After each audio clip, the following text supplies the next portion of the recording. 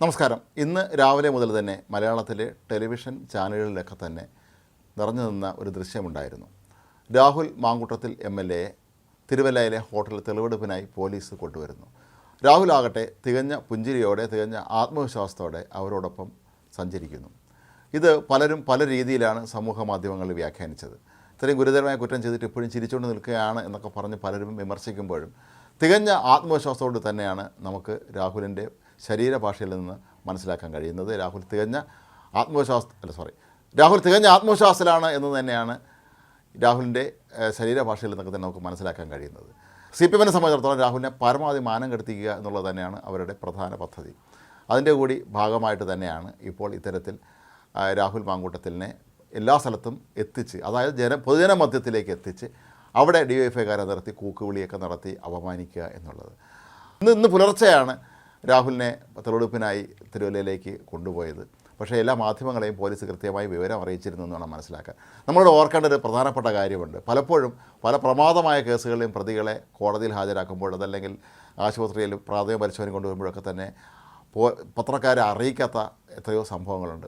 അതുപോലെ പത്രക്കാരെല്ലാവരും ഒരു ആശുപത്രിയുടെ ജയിലിൻ്റെ മുൻ ഗേറ്റ് കാത്തു നിൽക്കുമ്പോൾ പുറകിലത്തെ ഗേറ്റിലൂടെ അകത്ത് കൊണ്ടുപോയ സംഭവങ്ങളുണ്ട്. പക്ഷേ ഇത് അങ്ങനെ അല്ലാതെ പരമാവധി മാധ്യമങ്ങളെ വിവരം അറിയിച്ച് ഇത് നാട്ടുകാരുടെ മുന്നിലൂടെ നടത്തിക്കൊണ്ടുപോയി ഈ കൂക്കുവിളിയും പ്രതിഷേധമൊക്കെ നടത്തുന്നതിൻ്റെ, ചീമുട്ടയിറക്കം നടത്തുന്നതിൻ്റെയൊക്കെ ദൃശ്യങ്ങൾ ആളുകളിലേക്ക് എത്തിച്ച് UDFിൻ്റെ സാധ്യതകളെ ഇല്ലാതാക്കുക, ഒപ്പം രാഹുൽ മാങ്കൂട്ടത്തിലിനെ രാഷ്ട്രീയമായി ഇല്ലാതാക്കുക, സാമൂഹികമായി ഒറ്റപ്പെടുത്തുക തുടങ്ങിയ ഒരു വലിയ ഗ്രാൻഡ് ഡിസൈൻ്റെ ഭാഗമായിട്ട് തന്നെയാണ് ഇത്തരത്തിൽ രാഹുലിനെ ഇപ്പോൾ കൊണ്ടു നടക്കുന്നത് എന്ന് വേണം കരുതാൻ. മാത്രമല്ല, ഇപ്പോൾ ലഭിക്കുന്ന സൂചന അനുസരിച്ച് അടുത്തതായി ഇവർ രാഹുലിനെയും കൊണ്ട് രാഹുലിൻ്റെ സ്വന്തം വീട്ടിലേക്ക് പോകാൻ സാധ്യതയുണ്ട് എന്നാണ്.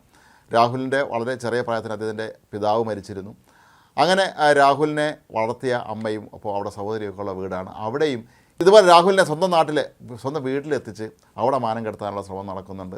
അതുപോലെ രാഹുലിൻ്റെ വീടോ അല്ലെങ്കിൽ ഈ പാലക്കാട്ട് രാഹുൽ താമസിക്കുന്ന ഹോട്ടലിലോ ഒന്നും തന്നെ അതിജീവിതവുമായി യാതൊരു ബന്ധവുമില്ല എങ്കിൽ പോലും പരമാവധി നാണം കെടുത്തുന്നതിൻ്റെ ഭാഗമായിട്ട് തന്നെയാണ് ഇത്തരത്തിലുള്ള നീക്കം നടത്തുന്നത്. ഇപ്പോൾ രാഹുൽ അതിൻ്റെ ലാപ്ടോപ്പ് കാണുന്നില്ല, ലാപ്ടോപ്പ് തങ്ങൾക്ക് തരാൻ വിസമ്മതിക്കുന്നു, അതുകൊണ്ട് വീട്ടിൽ പരിശോധിക്കണം, അല്ലെങ്കിൽ താമസിച്ചിരുന്ന പാലക്കാട്ടെ ഹോട്ടലിൽ പരിശോധിക്കണം എന്നൊക്കെ പറഞ്ഞ് കൊണ്ട് നടക്കുന്നതൊക്കെ അടിസ്ഥാനപരമായി നാണം കെടുത്താൻ തന്നെയാണ്. കാരണം രാഹുൽ മാങ്കൂട്ടത്തിൽ CPMനെതിരെ അതിശക്തമായി ആഞ്ഞടിച്ചിരുന്ന വ്യക്തിയാണ്. വളരെ ഹ്രസ്വകാലമാണ് നിയമസഭാ അംഗമായിരുന്നെങ്കിൽ പോലും നിയമസഭയിലും മുഖ്യമന്ത്രിക്കെതിരെ രൂക്ഷമായ പേരെടുത്ത് പറഞ്ഞ് വിമർശിക്കാനുള്ള ധൈര്യം രാഹുൽ മാങ്കൂട്ടത്തിൽ കാട്ടിയിരുന്നു. അതുപോലെ ചാനൽ ചർച്ചകളിലും പൊതുവേദികളിലും ഒക്കെ തന്നെ തങ്ങൾക്ക് ഭാവിയിൽ ഭീഷണിയായി മാറാൻ സാധ്യതയുള്ള ഒരു ചെറുപ്പക്കാരെന്ന് തന്നെയാണ് CPM രാഹുലിനെ ലക്ഷ്യമിട്ടിരുന്നത്. രാഹുലിൻ്റെ ഭാഗത്തു നിന്ന് ചില വീഴ്ചകൾ ഉണ്ടായിട്ടുണ്ട്. താനൊരു സാമൂഹ്യ പ്രവർത്തകനാണ്, പൊതുപ്രവർത്തകനാണ് എന്നും തൻ്റെ സ്വകാര്യ ജീവിതം കുറച്ചുകൂടെ സുതാര്യമായിരിക്കണമെന്നുള്ള ചിന്ത രാഹുലിനില്ലായിരുന്നുകൊണ്ടായിരിക്കാം ഒരുപക്ഷെ ഇതൊക്കെ സംഭവിച്ചതെന്ന് നമുക്ക് പറയാം.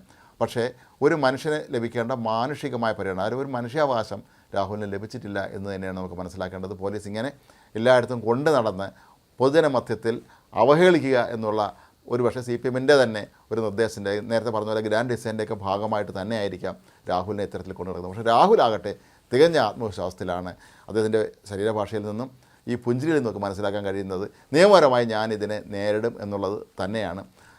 നേരത്തെ 2 കേസുകളിൽ രാഹുലിന് മുൻകൂർ ജാമ്യം അനുവദിച്ച സാഹചര്യത്തിൽ പാലക്കാട്ട് എത്തുകയും അവിടെ വീണ്ടും സജീവമായിരുന്ന സാഹചര്യത്തിലാണ്. അതിന് ജനങ്ങൾക്കിടയിൽ ഇപ്പോഴും നല്ല സ്വാധീനമുണ്ട്. സ്ത്രീകൾക്കിടയിലൊക്കെ തന്നെ അദ്ദേഹത്തിന് വളരെ സ്വാധീനമുണ്ട് എന്ന് മനസ്സിലാക്കിയതോടെ തന്നെ ആയിരിക്കാം പെട്ടെന്ന് 3ാമത്തെ കേസുമായി ബന്ധപ്പെട്ട് ഇത്തരത്തിൽ ഓരോ സ്ഥലത്തും കൊണ്ടുപോയി പൊതുവേദിയിൽ അല്ലെങ്കിൽ പൊതുരംഗത്ത് നാട്ടുകാർക്കിടയിൽ കൊണ്ട് നടന്ന് അവിടെ തെളിവെടുപ്പിൻ്റെ പേരിൽ ഈ DYFIക്കാരെ അവിടെ എത്തിച്ച് കൂക്കുവിളിക്കുകയും ചീമുട്ടേറൊക്കെ നടത്തി പരമാവധി മോശക്കാരനായി ചിത്രീകരിക്കാനുള്ള നീക്കം നടത്തുന്നത് എന്ന് വേണം കരുതാൻ. പക്ഷേ രാഹുലാകട്ടെ വളരെ കൂളായി തന്നെയാണ് എന്ന് തന്നെ നമുക്ക് പറയാം ഈ ഒരു പ്രതിസന്ധിയെ നേരിടുന്നത് എന്നുള്ളത് ഒരു വളരെ പ്രധാനപ്പെട്ട കാര്യമാണ്. ഒരു പൊതുപ്രവർത്തകൻ എപ്പോഴും അത് ആവശ്യം വേണ്ടത് തന്നെയാണ്.